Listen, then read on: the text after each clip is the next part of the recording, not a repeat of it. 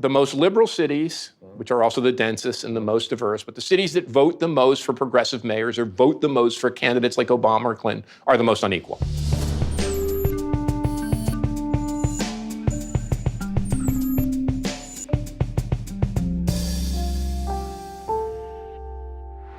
Hello and welcome to GZERO World. I'm Ian Bremmer, and today I'm going to examine the places where economic opportunity is, where it's not, and why the idea of American meritocracy has serious flaws. And helping me parse this out is one of the world's leading minds on cities, Dr. Richard Florida.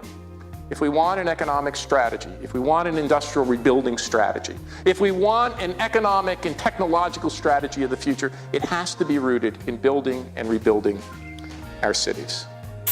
And then the GZERO team will hit the streets to see how income inequality plays out in one of the poorest neighborhoods in the country, the South Bronx, which sits within view of some of the priciest real estate in the nation as well, here in Manhattan. Now that I have kids, now that I've come back to the Bronx, I really can't imagine myself or my kids like really growing up anywhere else. I've also got your puppet regime.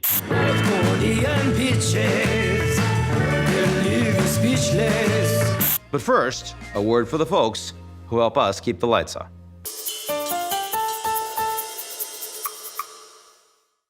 Richard Florida, great to be with you. Thanks for coming on. Hey, thanks for having me. You are sort of the legendary urbanist. You know everything about cities. One of the things that I guess I should kick off with is that when I see where cities are going, it seems pretty parallel to this growth in global inequality at the individual level. Is there such a parallel? Are they linked? Well, I actually think that cities have magnified inequality. If you look at the inequality of nations, generally speaking, it's going to be higher in superstar cities because of the obvious reason. Those superstar cities, those big cities, those capital cities. New York, London, Hong Kong. Of course. They attract super talented, super ambitious people. One, those people just make more money if they have a college degree or they're professional workers. But two, they tend to attract people who do things that make a lot of money. Finance is very concentrated in these cities. Technology now, media. So yeah, and then of course, cities also, at the other end, tend to attract people who are coming off the farm or immigrants coming in from other countries. So they tend to amplify inequality. The only other thing I would add, though, and something that I think I've tried to make the case for, is that we talk about economic inequality a lot. We don't often talk about geographic inequality or spatial inequality, the inequality between not just individuals or classes of individuals, but types of places. And I think really this geographic inequality, when we look at political instability, the rise of populism, backlash politics, I think that has a lot to do. It's not just economic inequality that's driving that. It's the spatial inequality, the separation of different groups of people and different classes of people into different geographic communities. One thing I find very interesting is this notion that, you've got to move if you want to have an opportunity these days, right? I mean, your second tier, your third tier cities don't necessarily make it for you. And a lot of people are very rooted to where they grew up, their sense of family, their sense of belonging in communities. First of all, do you think that is one of the most dramatic of drivers of inequality right now? And to the extent that you do you think there's anything that can be done about it? It's a big, big question, and it's something that I've been interested in for the better part of 2 decades. In a book I wrote called Who's Your City, I actually separated people into 3 different classes. The mobile, people who are ready, willing, and able, and have the income, the background, and the personality characteristics. They tend to be very open-minded, open to experience, people who are able to move to opportunity. The stuck, people who don't have the income, don't have the wherewithal, are kind of just stuck, underprivileged, disadvantaged people. And then the rooted, I think that's the term you use. People who are rooted to friends, rooted to family, rooted to community. I think that pretty much describes it. And we're just now starting to see good research on this. Now, one thing that you write about, which I hadn't appreciated as much, is that the real growth in poverty in the United States right now is in suburbs, not in urban centers, not the rural areas, it's in suburbs. That's a change. Why is that? I mean, when I was growing up, everybody was like, that's where the wealthy people were going. I mean, I may not have been one of them, but you aspired to that, right? Why is that changing so much? So people have called this the great inversion. The inversion that in the old days, the old urban crisis, I grew up in Newark, the cities were emptied out of the middle class, emptied out of jobs, and left with disadvantaged and low-income people trapped in a cycle of poverty. What seems to be happening now is cities revitalize as tech companies, headquarters companies, talented, highly educated, college-educated people, the creative class, move back to cities, and schools get better, right? And families start to migrate in. There's no more room. So low-income people get pushed into the suburbs. Still, I think the poorest people and the most disadvantaged people live in the urban core.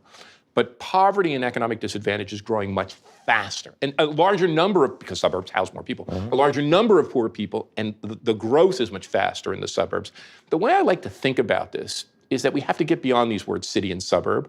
I kind of like to use the word patchwork, a patchwork city, a patchwork metropolis, where you have these I'm not sure that's going to catch on, just to let you know. Yeah. Little globs of concentrated advantage in the city and in the suburbs, surrounded by much larger spans of concentrated disadvantage. What's the problem, though, is the middle has disappeared. You know, in the year 1970, about 3/4 of Americans lived in middle-class neighborhoods. Now about 1/3 of us do. So we've divided our society into rich and poor, areas of advantage and disadvantage, and the middle's dropped out. In the old industrial economy, it was the factory and the large industrial corporation that was the organizing platform of the economy. In the knowledge economy, we know, in the global knowledge economy, the city is the place that organizes the factor of production. It matches talent with capital, with innovation. It's the place where innovation is occurring due to density and diversity. These technologies, these new urban technologies, are about making the city run more efficiently. So I actually believe these urban technologies are the most important growth wave of all innovations in the modern global economy. Most people say what autonomous vehicles will do is reduce traffic. That never happens. We build more lanes, and there's a basic law, the more lanes you build, the more traffic comes. But also they say, well, it's going to enable people to avoid the congested city and move out to the suburb or rural area. I think what autonomous vehicles do is enable the world, cities, to push poverty further out to the periphery. So you won't be driving to work in your autonomous car. There'll be autonomous buses and microbuses. And low-income people will be pushed, the grade inversion will get even greater, and poor people will get pushed further out in the periphery, and more affluent people will colonize. Because it's plausible for them to then go 2 hours each way, and it's very easy and efficient. It'll look like a European or Latin American city with rich people at the core and poor people pushed out in the periphery. That's my hunch. No one can really predict this. My hunch is the advantages of the urban center for talent, for productivity, for innovation, for capital will be magnified, and autonomous vehicles will widen spatial inequality. Now, you're an urbanist. You talk about suburbs. Maybe not surprisingly, you don't talk a lot about rural areas, places that, you know, it's the red wave, it's Trump's support base in the United States. We see this in Canada too. Are they just going to be further left behind in every way you're thinking about this? So rural areas are really fascinating because we've now begun to do a lot of research on rural areas. There are about 100 rural places in the United States that are attracting the creative class like all get out. The ones New Yorkers would know are like Hudson, New York, rural places in California or Colorado. And in the way I look at this, I know it sounds crazy, but if you go back and look at the United States history, particularly the 50s and the 60s, there were a lot of creative people that were already migrating back to the rural areas. The whole hippie movement was about going back to rural areas. So I think there's something in the world that pushes some people to rural areas.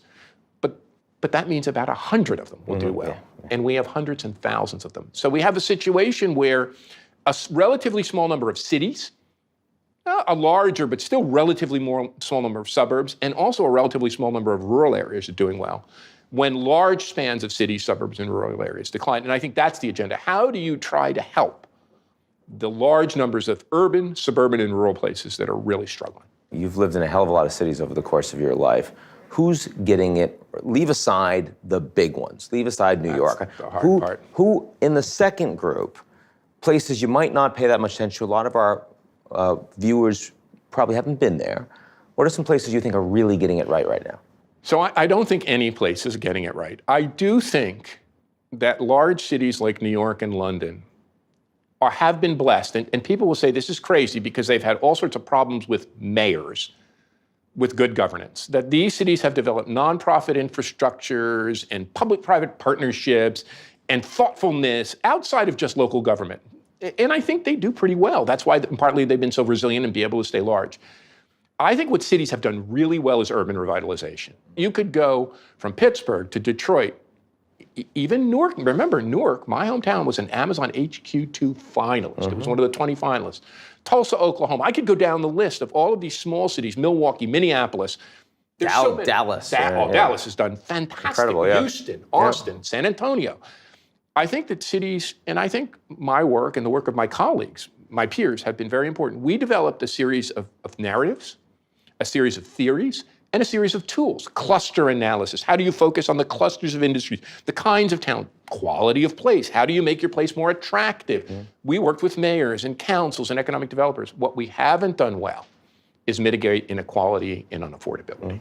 And I think that's the next generation. And there I would say cities have not done well, and until recently, not been cognizant. There's been such a focus on reviving the urban center, on bringing people back, that cities haven't stopped until this recent moment and said, oh, wait, we have a problem, and that the gains of urban revitalization are going to an advantage group, and a disadvantaged group is being left behind. That's the next agenda. Is San Francisco the single biggest example of this in the world today? Yeah, and you look because at it feels, it's crazy. But you look at it. How to see it. You know, one of the things I talk about in the new urban crisis is we ran this silly correlation analysis.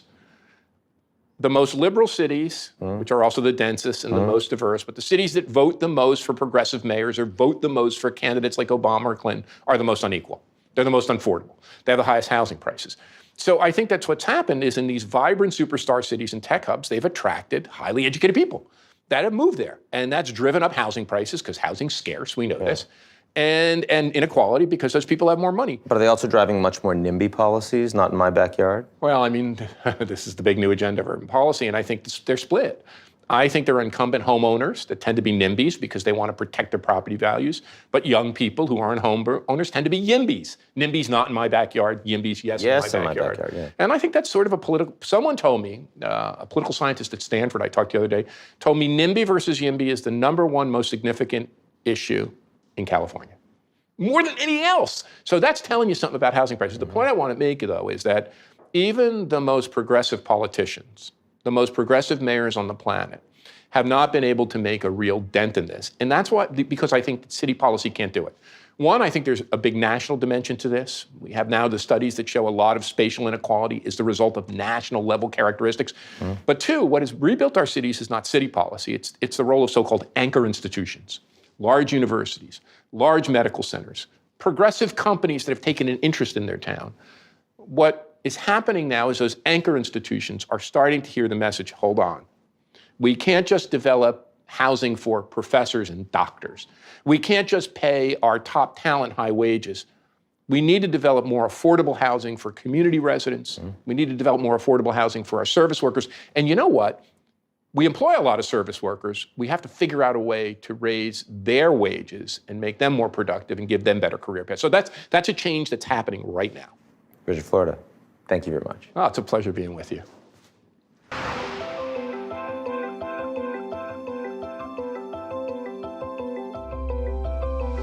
I probably don't need to tell you that New York City is one of the wealthiest places on earth. There are hundreds of thousands of millionaires in this city, and even a few dozen billionaires, some of whom own apartments in those high-rise residential towers behind me. But just a few train stops away from here, there's a very different reality that's also part of New York City. All right, we just got off the 2 train here at 149th Street and 3rd Avenue, an area known as the Hub in the South Bronx. And you know, 40 years ago, this was one of the most dangerous neighborhoods in America. Since then, the turnaround has been remarkable with new investment, new housing, and economic opportunities. And yet still, this congressional district has the highest poverty rate of any district in the United States. And we're about to go talk to some people who are trying to change that.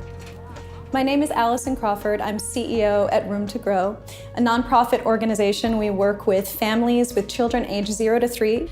And welcome to our new flagship location in the South Bronx. We are currently building it out and opening our doors in January 2020. We do 3 primary things: parent support and coaching, material goods for the babies. So that includes books, toys, clothing, and equipment. And then the third thing we do is make connections to outside resources. So whether a family is facing food insecurity or housing insecurity, we try to make connections that work so that we're able to support long-term family system stability. What's the biggest challenge raising kids in this community? The drugs. Oh gosh. Trying to find a good school here is terrible. My commute is the hardest part of my day. What's the easiest part of your day? What's the best part of your day? Coming home, getting back home, which is not easy as well. You know, some of us don't have the privilege of having people support us. Some of us don't have the privilege of having, you know, the financial needs to have a child, and that happens a lot within this community. Most of the people are living on minimum wage, so you don't see that increase in income. It doesn't match the living expenses that comes with living in New York. I mean, not just in the Bronx, but in New York City as a whole. It does suck that in the beginning of my life, if I had just a little bit more money, my kids' life would have been a lot easier and my life would have been a lot easier. But then at the same time, it builds such resiliency inside of me and in my kids. I don't hear people that I live around in the Bronx talking about buying buildings. People are kind of just looking for a place to lay their head. I think that everyone that you see walking around here is fighting to get those opportunities. And, you know, hopefully, you know, that's part of what Room to Grow does. Like, they're giving our kids and us as parents the opportunity to not be another statistic. The level of like national self-reflection that it would take for us to really move the needle on macro inequality is something I can't imagine in my lifetime, unfortunately. But I have hope, because there are definitely pockets of thinking about this that very brilliant people are doing, and there's good work on the ground, like what we're doing here at Room to Grow. And the more that we can incorporate the community's voice as we amplify these issues, the better. If you can make it here, you can make it anywhere. Do you think that's still true? It is. If you make it in New York, you can make it anywhere, that's true. Oh yeah, I think we're built strong and resilient. I feel like, I mean, there's challenges everywhere, but it's just like over here is an everyday thing. Yeah, it's super unfair that those people over there on the other side have more and can do more with their money, but the people on this side are so much more resilient. If you could go through all those things and having to take care of a child, being a parent, go to school, go to work, and survive in New York City, you could survive anywhere else.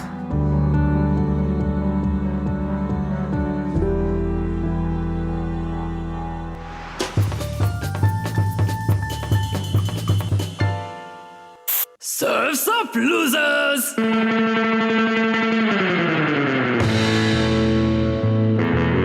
Tucked away in the secret place where the ICBMs grow is a little slice of paradise that I want you all to know. 온송 걸머 coastal region, yeah, it's got a wavy sound. The breeze is blowing, the surf is up, the artillery is all around. North Korean beaches, they leave you speechless, laying out under a mushroom cloud. You never thought you'd see this. North Korean beaches, they leave you speechless. Rockets above, what's not to love? Believe it. Sun's out, guns out around here, we mean it for real. Spies and boys, tanks and tank tops, a new beach town up here. So come to play in the DBRK, the power's up but it's sunny. Catch a wave, come to stay, I could really use the money. That's right, North Korean beaches, they'll leave you speechless, laying out under a mushroom cloud. You never thought you'd see this. North Korean beaches, they'll leave you speechless. Don't battle about it, get your tongue caught out, believe it. I like it a lot. Public version. That's our show this week. That's it. There is no more show this week. The show this week is over. Finished, kaput. But if you come back next week, there'll be another show. It's extraordinary. That's the way we work every single week. So don't miss it. And if you like what you've seen, check us out at GZEROmedia.com.